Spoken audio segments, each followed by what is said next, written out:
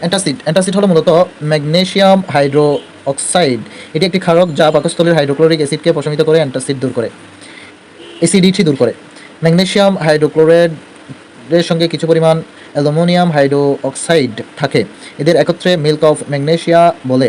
এটি সাসপেনশন এবং ট্যাবলেট দুইভাবেই গ্রহণ করা যায় বা হয়।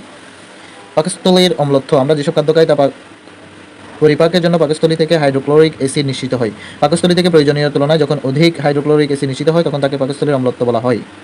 অতিরিক্ত অ্যাসিড নিঃসৃত হওয়ার ফলে মানবদেহে বিভিন্ন ধরনের বেদনাদায়ক উপসর্গ দেখা দিতে পারে। পাকস্থলীর অম্লত্বের ফলে পাকস্থলীতে যন্ত্রণা ও বুকে ব্যথা অনুভূত হয়। পাকস্থলীতে অম্লত্বের কারণ অতিরিক্ত খাবার খেলে, অতিরিক্ত তৈল এবং চর্বি জাতীয় খাবার খেলে, ধূমপান, বিভিন্ন অ্যালকোহলীয় পানীয় খেলে। বয়স বাড়ার সঙ্গে সঙ্গে পাকস্থলী থেকে হাইড্রোক্লোরিক অ্যাসিড নিঃসরণ হ্রাস পেতে থাকে, যার কারণে পাকস্থলীতে অম্লত্বের সৃষ্টি হয়। সময় মতো খাবার না খেলে, খাবার গ্রহণের পরে অতিরিক্ত ওজন বহন করলে, অতিরিক্ত কাজের চাপ পাকস্থলীতে পরিমাণ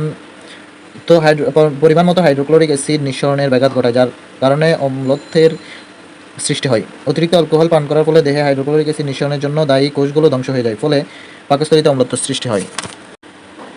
পাকস্থলীতে অম্লত্বের কারণে যেসব উপসর্গ দেখা দেয়: পেটে জ্বালাপোড়া, খাওয়ার পর পেট ফাঁপা, মালদ্বারের চারপাশে চুলকানি, বদহজম, ডায়রিয়া, কোষ্ঠকাঠিন্য, চুল পড়ে যাওয়া, মলত্যাগের বা পরিত্যাগের সময় অপরিপাকৃত খাদ্য